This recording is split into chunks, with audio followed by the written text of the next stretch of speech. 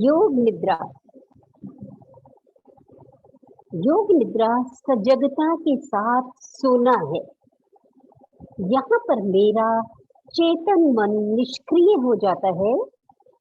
योग निद्रा मन को वश में करके उसे शांत करने की टेक्निक है। योग निद्रा के समय, योग निद्रा के अभ्यास में व्यक्ति अपने शरीर को पूरी तरह से ढीला छोड़ देता है।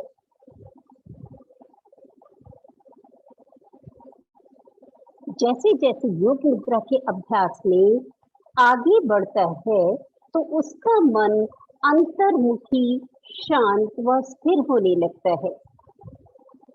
इस अवस्था में शारीरिक, मानसिक व भावनात्मक तनाव भीतर से खत्म होने लगता है। व्यक्ति की क्षमता सीमित से असीमित हो जाती है। योग निद्रा में सोना नहीं है। बस ये ध्यान रखें, योग निद्रा में आपको सोना नहीं है। ध्यान से मेरे शब्दों को सुनना है, उस पर ध्यान देना है, परंतु मन को उसी तरह से ढीला करना है, तनाव मुक्त करना है। जैसे गहन निद्रा में, गहन निद्रा में हम क्या होता है, सोते तो रोज हैं, लेकिन क्या होता है, स्वप्न लोक में चले जाते हैं। वो एक अलग से बेहोशी वाली निद्रा होती है जिसे कहते हैं।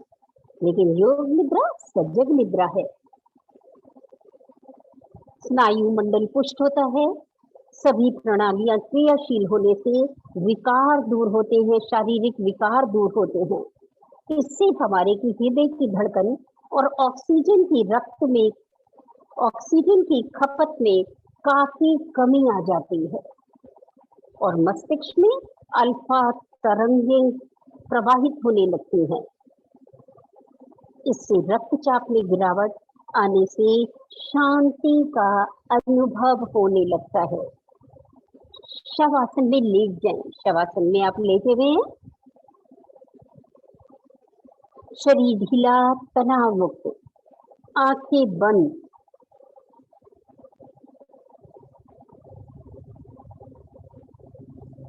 आपके स्पाइन का अलाइनमेंट सही हो, रीढ़ आपकी बिल्कुल पृथ्वी पर, बिल्कुल सीधा शरीर, परंतु ढीला।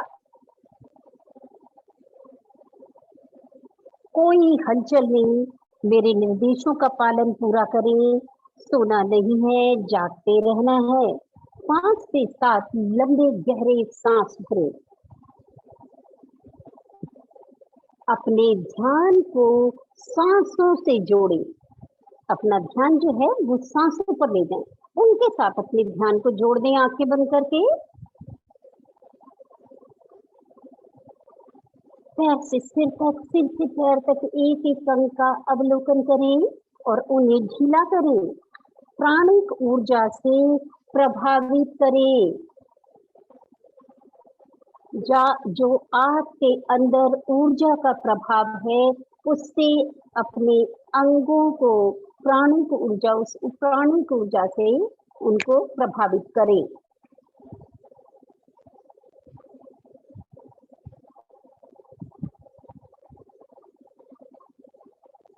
दाएं पैर के अंगूठे पे अपने ध्यान को लाएं।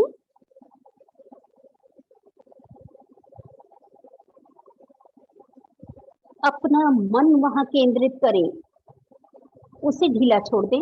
फिर चारों उंगलियों को देखें, उसे ढीला छोड़ें। दाएं पैर का पंजा, तलवा, एड़ी, चखना, पिंडली, घुटना, जंघा, नितंब तथा कूल्हा ढीला छोड़ दें।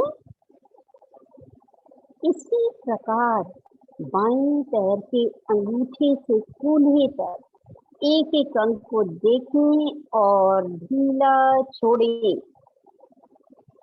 नितंब ढीला करें। नाभि का अवलोकन करें। अपनी नाभि को देखें। यहाँ से 72 नस नाड़ियों को ढीला छोड़ें। जितना ढीला शरीर होगा उतना ही लाभ मिलेगा योग निद्रा का शवासन में। शवासन की ध्यान की गहराई है योग निद्रा। तो शवासन का बहुत महत्वपूर्ण यहाँ पर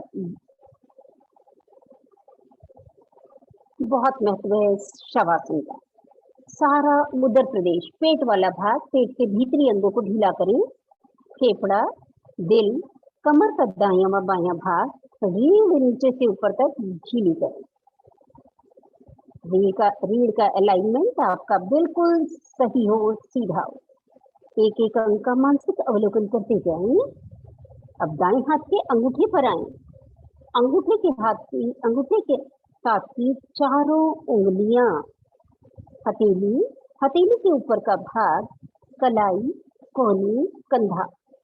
इसी तरीके से बाएं हाथ के अंगूठे को देखें और साथ की चारों उंगलियों को निहारें।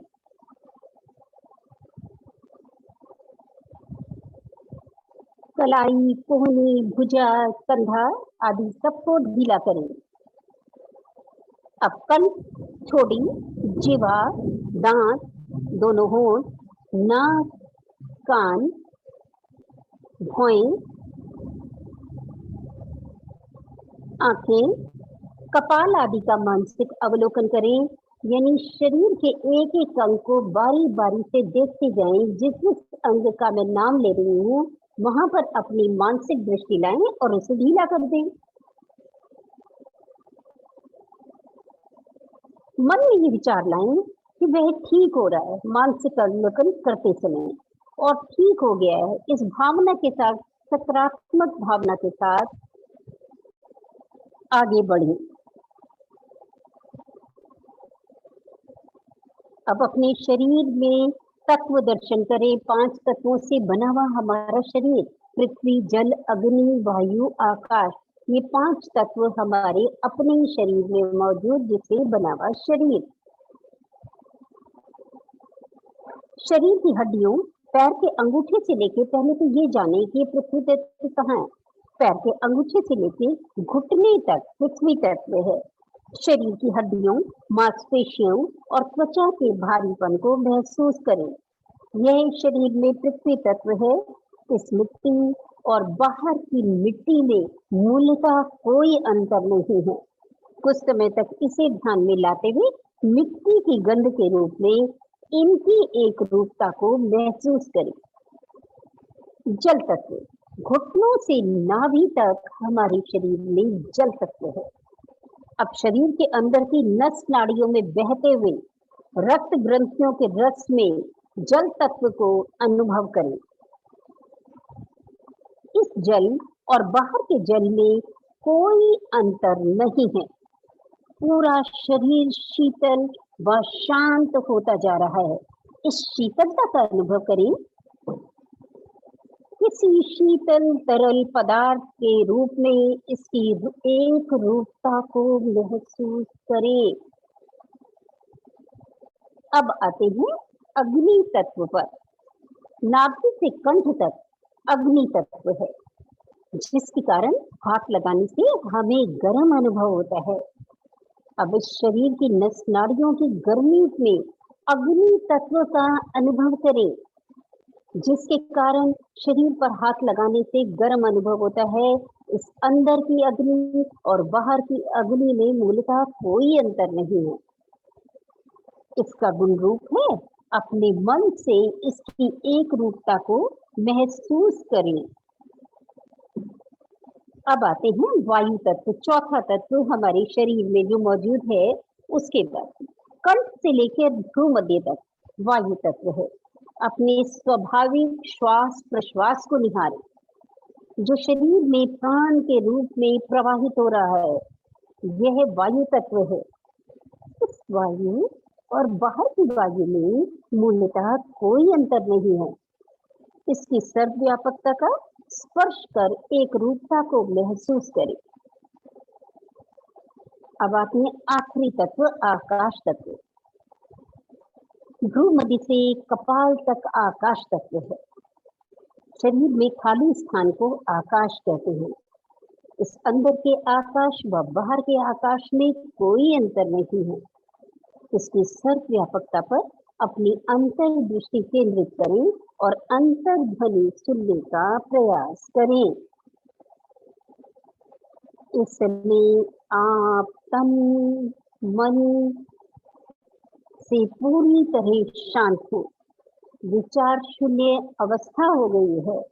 तो शुरू करते हैं आज की योग निद्रा के विषय को लेकर।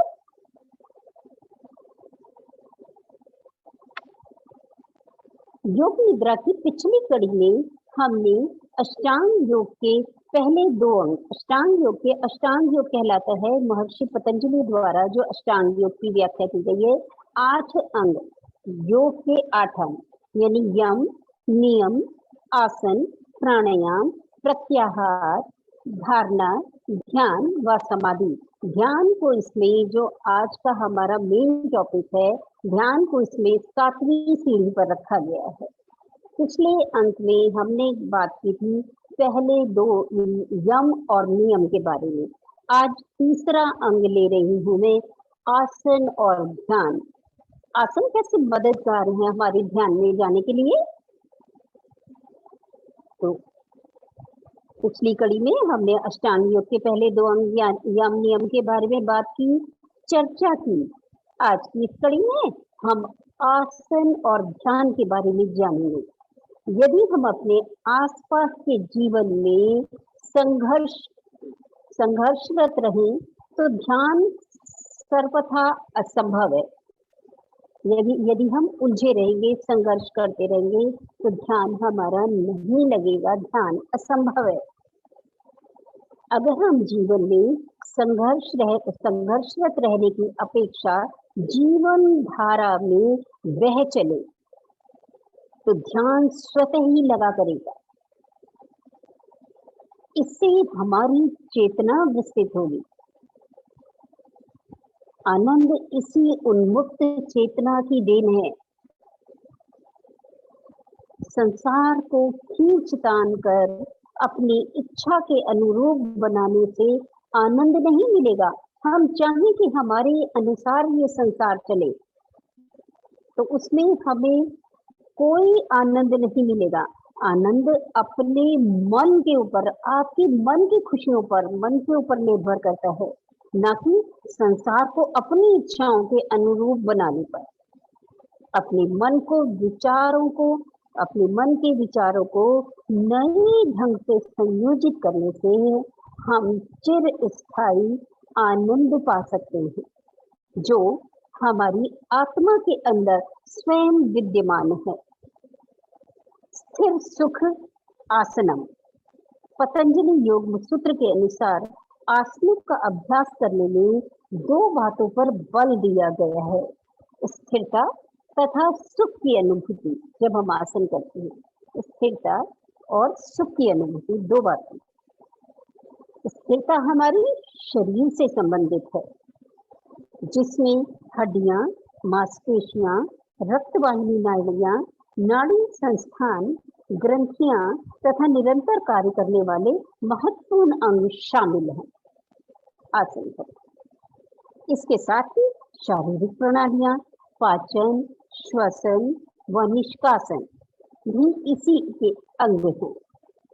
इन सब का नियंत्रण एवं इनका एक रूप होकर कार्य करना स्थिर शब्द के महत्व को दर्शाता है।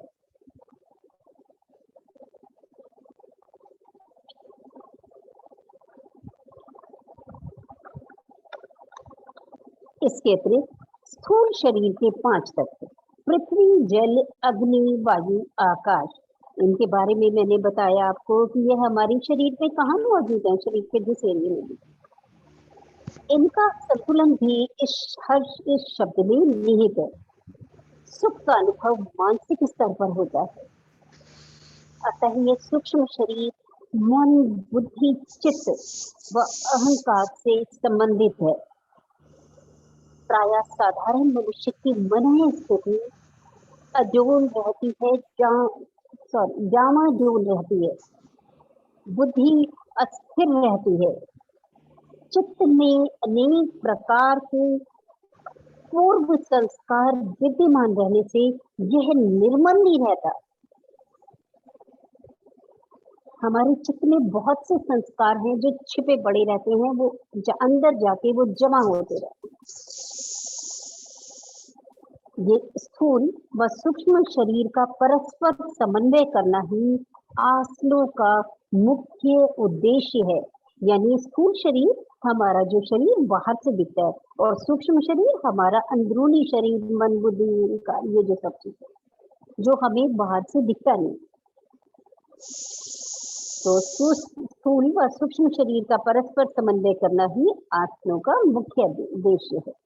और यह क्रियात्मक भूमिका शुरू होती है स्थूल शरीर से जो बाहर से दिखता है। शरीर को विशेष स्थिति में बनाए रखना आसन का प्रारंभिक स्वरूप है। तन और मन में तालमेल बिठाना भी आसन की सुखद भूमिका है। अतः सुखपूर्वक स्थिर रहना ही आसन है। हमारे ऋषि मुनियों ने अपने आप को जानने के लिए एक ऐसी प्रणाली का विकास किया जिससे कि हम अपने शरीर व मन में समन्वय स्थापित करते हुए अपने अंदर के चैतन्य को जान सके। वो कौन अंदर बैठा है जो हमारे से ये सब कुछ करवा रहा है? कोई तो अंदर शक्ति मौजूद है हमारे अंदर। हम अपने अंदर के चैतन्य को जान सके। वर्तमान युग में योगासन हमारे जीवन को प्रत्यक्ष रूप से प्रभावित करते हुए दिखाई देते हैं। आज मानव तनावपूर्ण स्थिति में जी रहा है।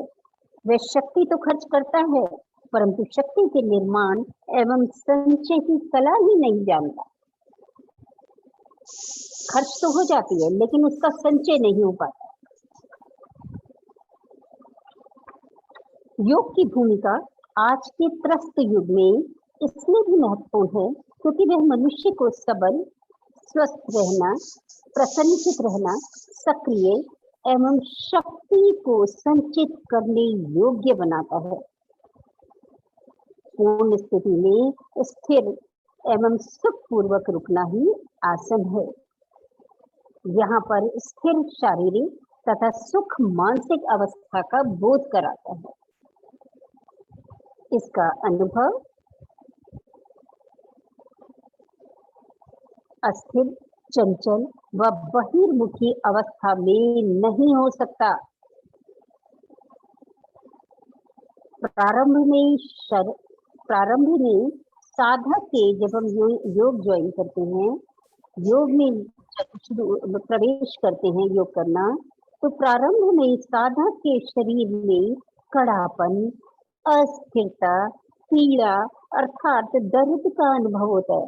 वो कई बार घबरा जाता है। जब नए लोग ज्वाइन करते हैं वो घबरा जाता है कि अरे मैंने तो योग ज्वाइन किया और मुझे ऐसे दर्द होने लगा। तो वो सिर्फ क्षणिक मात्र होता है 2-3 दिन का। अब इस अवस्था में उसे सुख की अनुभूति बेचैन है जब तक, लेकिन धीरे धीरे नियमित अभ्यास से ये सब लचीलेपन, स्थिरता तथा सुख में परिणमित होने लगता है। इसके लिए नित्य अभ्यास, योगाभ्यास आवश्यक है। इस अवस्था को पाने के लिए हमें आसन की 5 अवस्थाओं से गुजरना पड़ता है, गुजरना होगा। नंबर 1, शरीर को मोड़ना। पहले हम शरीर को मोड़ना, खींचना और तानना सीखते हैं। आसन में आपको बताया जाता है ना, शरीर को इस तरीके से मोड़े, ताने, एड़ी पंजे ताने, हर बार बोला जाता है इसको तान के करें, है ना, खींचे। हमारे अंतरंग खींचते हैं। अगर हम खींच के करते हैं तो अंदर तक उस खिंचाव को महसूस करते हैं। तो पहला हो गया शरीर को मोड़ना, खींचना तथा तानना सीखते हैं ताकि धीरे धीरे शरीर का कड़ापन, लचीलेपन में बदलना शुरू हो जाए। शुरू में शरीर के कड़ापन होने के कारण आसन करने में कई प्रकार की कठिनाइयां आती हैं। जैसे शरीर में पीड़ा का आभास होना, शरीर का न मुड़ना आदि। कितने आसन कठिन होते हैं, जब हम कहते हैं ये तो हो जाता है लेकिन ये नहीं हो पाता, तो जैसे जैसे लचीलापन शरीर में बढ़ता जाएगा, आसन करना आपके लिए वैसे ही सुविधाजनक होता जाएगा कुछ दिन के अभ्यास से। अतः प्रारंभ में साधक को कड़ापन ठीक कर शरीर में लचक लाने के लिए साधारण व सरल आसनों का अभ्यास करना चाहिए, जैसे कि ताड़ासन आपके पूरे बॉडी को सिर से लेके पैर तक खींच देता है, चाहे वो आप लेट के करें चाहे खड़े होके करें, पूरा शरीर आपका खिंचाव में आ जाता है, एक एक अंग खिंच जाता है, नाम ही ताड़ासन है। ताड़ के वृक्ष की भांति शरीर को खींच ले। नावासन, कमर के बल हम नावासन में आगे पीछे डोलते हैं, आप रोज करते हैं, ताड़ासन भी करते हैं, नावासन भी करते हैं, तो ये आपकी क्या करते हैं, रीढ़ को लचीला बनाता है। जैसे जैसे इसके अभ्यास परिपक्व होता जाएगा, आपको आगे के आसन करने में और आसानी होती जाएगी, क्योंकि जब रीढ़ आगे के जब आसन झुकने के करेंगे, रीढ़ आपकी जितनी लचीली होगी, आप और उसको आपको सुविधा होगी करने में। कमर चक्रासन, कमर को सुडौल बनाता है, कमर चक्रासन, इसकी भी अहम भूमिका। मकर आसन, मकर आसन भी हम करते हैं, एड़ियों को नितंबों से लगाते हैं, कोहनियां आगे पीछे करते हैं, हमारी रीढ़ प्रभाव में आती है, उसमें भी कमर चक्रासन में भी हमारी रीढ़ प्रभाव में आती है, हमारी कमर पतली होती है, कमर को सुडौल बनाता है। मकर आसन आदि सहायक होते हैं, सब शरीर को लचीला बनाने वाले आसन हैं। जितना शरीर को धीरे गति देंगे, उतना ही शरीर पर अतरंग प्रभाव पड़ता जाएगा। एक ही दिन में आप जल्दी जल्दी सोचें कि आज ही मेरे से नहीं हुआ, कई लोग बड़ी जल्दी हार थक जाते, अरे यार हमसे तो हो ही नहीं रहा है, तो ऐसे बिल्कुल ना सोचें। आप खुद आपको प्रसन्नता होगी जब आप धीरे धीरे आपकी रीढ़ लचीली होगी, शरीर में इस तरीके का वो कड़ापन शरीर का दूर होगा, तो आप खुद खुश होंगे, सारे आसन आपके आसानी से हो पाएंगे, मोटापा कम होगा, शरीर पर अतरंग प्रभाव बढ़ जाएगा। अब आते हैं श्वासों का संबंध। शरीर की क्रिया के साथ श्वास का संबंध जरूरी है। ये ध्यान रखना जरूरी है कि कब श्वास लेना है और कब छोड़ना है। आसन में बोलते करते हुए ऐसे प्लीज अपने आप को म्यूट करें, जिसका भी खुला हुआ है वो अपना मोबाइल म्यूट करे अपने आप को, आवाजें आ रही है यहाँ तक। शरीर की क्रिया के साथ श्वास का संबंध जरूरी है, ये ध्यान रखना जरूरी है कि कब श्वास लेना है कब छोड़ना है। साधारणतः शरीर के ऊपर उठने पर श्वास भरा जाता है और जब नीचे की ओर आने पर श्वास निकाला जाता है, पर आसन की पूर्ण अवस्था में स्वाभाविक श्वास कहते हैं ना, इस समय सांसें सामान्य नॉर्मल ब्रीदिंग करें, तो ये सब टेक्निक है बारीक, जो आप समझ जाएंगे तो आपके लिए आसन करना बहुत आसान हो जाएगा। केवल इसे लागू करना ही जरूरी नहीं, बल्कि इसके साथ महत्वपूर्ण बात यह है कि शुरू की अवस्था में हमारा श्वास जल्दी जल्दी चलता है, बड़ी जल्दी श्वास चढ़ जाती है, बाद में श्वास सामान्य गहरा व लंबा होने लगता है, फिर धीरे धीरे और जैसे जैसे हम अंतिम अवस्था की ओर बढ़ने लगते हैं, तो यह अप्रयासी बिना किसी प्रयास के स्तब्ध सा अनुभव होता है। श्वास के स्तब्ध होने से मन शांत, जब श्वास हमारे शांत से हो जाते हैं तो हमारा मन शांत होने लगता है और शांत मन साधक को मानसिक स्थिरता देने वाला होता है। जब मन आपका बेचैन रहेगा तो मानसिक स्थिरता कहाँ से आएगी, तो आपका सांसें शांत, मन शांत। प्लीज बंद करें, अपने मोबाइल को म्यूट करें। अब आते हैं तीसरी बात पे, स्थिरता। ये आसन की तीसरी अवस्था है। हम स्टेप वाइज चले हैं कि किस तरीके से हम जब आसन करते हैं, कैसे प्रवेश करते हैं, कैसे करते हैं, कैसे सांसों को साधते हैं। अब आते हैं स्थिरता। ये आसन की तीसरी अवस्था है। स्थिरता से हमारा अभिप्राय आसन की पूर्ण अवस्था में पहुंचकर कुछ देर तक ठहरने से है। पहले साधक इस अवस्था को प्रयास पूर्वक प्राप्त करता है। धीरे धीरे यह अवस्था अभ्यास काल में स्वभाव से स्वाभाविक होने लगती है। आपको कोई अथक प्रयास नहीं करने पड़ते। आसन की स्थिरता हमारी शरीर व मन की स्थिरता के स्तर को ऊपर उठाती है, जो ध्यान में जाने के लिए सहायक है। आज का टॉपिक हमारा है ही यही, आसन और ध्यान। इसलिए मैं आसनों को इतनी डिटेल में आपको बता रही हूँ कि आसन शुरू करने से आसन के खत्म होने तक इन बिटवीन जो क्रियाएं होती हैं उसके बारे में, कि वो कैसे धीरे धीरे परिपक्व होने पर हम ध्यान की ओर अग्रसर होते हैं, ध्यान में जाने के लिए सहायक है। चौथे पॉइंट पे आते हैं, एकाग्रता। जब हम आसन की पूर्ण अवस्था को प्राप्त कर लेते हैं तो बारी आती है शरीर के किसी एक केंद्र पर एकाग्रचित होने की। शरीर के जिस भी अंग पर आसन का अधिक प्रभाव आता है, शुरू में हमें उस अंग पर एकाग्रता करनी चाहिए। कई बार हम बोलते हैं ना कि आप स्वयं महसूस करें कि आपके किन अंगों पर प्रभाव पड़ रहा है, तो ये वही चीज है। वहां पर अपने मन को एकाग्र करें, अपनी मानसिक दृष्टि डालें। शुरू में हम उस अंग पर एकाग्रता करनी चाहिए, पर यह एकाग्रता का प्रथम बिंदु है। अंततः हमें शरीर की संरचना के मूल स्रोत बिंदुओं पर एकाग्रता करनी चाहिए। उदाहरण के लिए सर्वांग आसन में शरीर का भार कंधों पर है, पर एकाग्रता आपकी कंठ पर है। बात का बिंदु पूर्व बिंदु की अपेक्षा अतरंग है। कभी कभी ये एक भी हो सकते हैं, पर बहुधा अलग अलग इसलिए होते हैं कि साधना परिपक्व नहीं होती, अभ्यास नहीं होता हमारा। इस अवस्था में अंतर्मुखी होने में सहायता मिलती है। यहाँ से हम धारणा का अभ्यास करते हैं। मंत्र जाप, पांचवा पॉइंट, मंत्र जाप। जब साधक की साधना का स्तर ऐसा हो जाता है कि आसन की पूर्ण स्थिति ग्रहण करने पर ना तो उसे शरीर का परिश्रम और ना ही श्वास के प्रयास पूर्वक नियंत्रण का भान हो, तो उसे हम प्रयत्न शैथिल्य की स्थिति कहते हैं।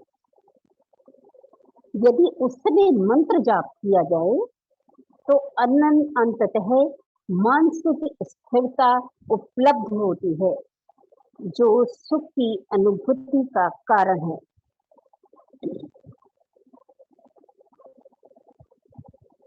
ध्यान के सभी आसनों का उद्देश्य है इच्छित समय तक शरीर को पूर्णतः स्थिर कर रखने की क्षमता प्रदान करना। ध्यान अवस्था के लिए यह आवश्यक है कि व्यक्ति कुछ घंटों तक बिना शारीरिक कष्ट के बैठ सके। निश्चल शरीर में ही, बिना हिला डुले ही, निश्चल शरीर में ही ध्यान लगता है। ध्यान के आसन में हम मेरुदंड को सीधा रखते हैं, जो हमारी रीढ़ है उसको बिल्कुल सीधा रखते हैं। उस समय शरीर में सहज ही जब हम रीढ़ को अपनी बिल्कुल सीधा करते हैं तो बंद जो है हमारा वो सहज ही लग जाता है। बिना किसी विशेष प्रयत्न के शरीर स्थिर हो जाता है। बंद लग गया, शरीर आपका स्थिर हो गया। ध्यान के प्रारंभिक अभ्यास शुरू में सुखासन में बैठ सकते हैं, परंतु धीरे धीरे बाद में उन्हें ध्यान के उपयुक्त आसनों जैसे पद्मासन, सिद्धासन, स्वस्तिक आसन आदि में बैठने का अभ्यास करना चाहिए।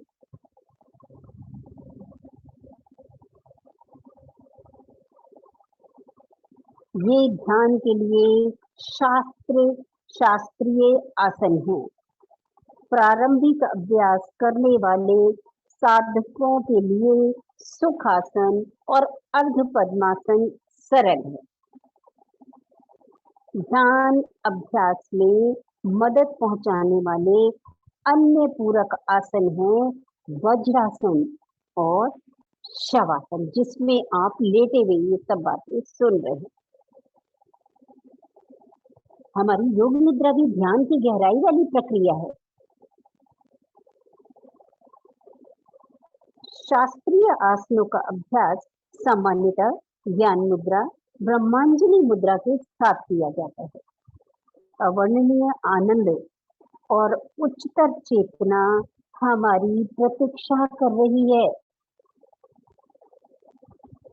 हमें सिर्फ अपने मन का पूर्ण संयोजन करना है, अपने मन को साधना है, विचार शून्य अवस्था बनानी है। तो क्या होगा? और यही है ध्यान में रत हो जाना।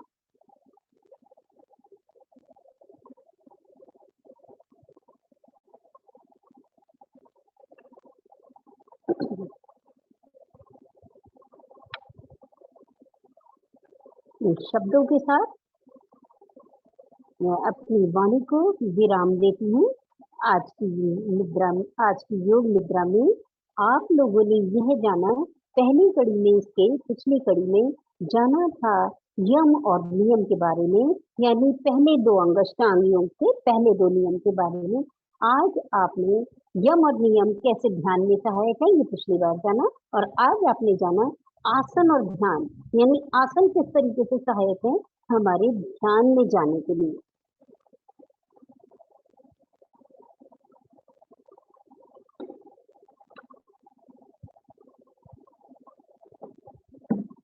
एक लंबी ओम की ध्वनि के साथ शांति पाठ करेंगे।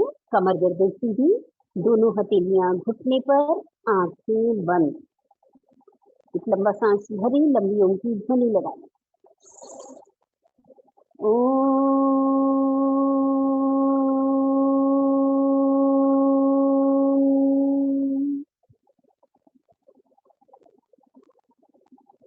ॐ शांति अंतरिक्षं शांति पृथ्वी शांतिरापा शांतिरोषधया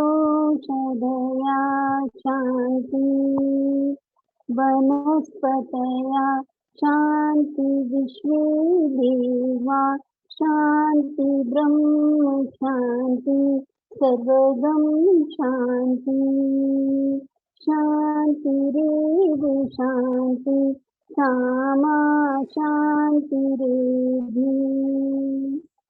ओम शांति शांति शांति। हथेलियां रगड़ें, ऊष्मा पैदा करें। इस ऊष्मा को अपने मुखमंडल पर पूरे शरीर पर हाथ फेरते हुए वापस आए। दोनों हाथ जोड़ के प्रार्थना करें, हे प्रभु, हम सब सुखी रहें, हमारे परिवार सुखी रहें, समाज देश संसार सुखी रहे। हमसे ऐसी कोई भूल ना हो जिससे किसी को कष्ट हो। आज का दिन हम सबका सबसे उत्तम और मंगलकारी हो। इस कामना के साथ प्रभु का धन्यवाद करते हुए नतमस्तक हो जाएं।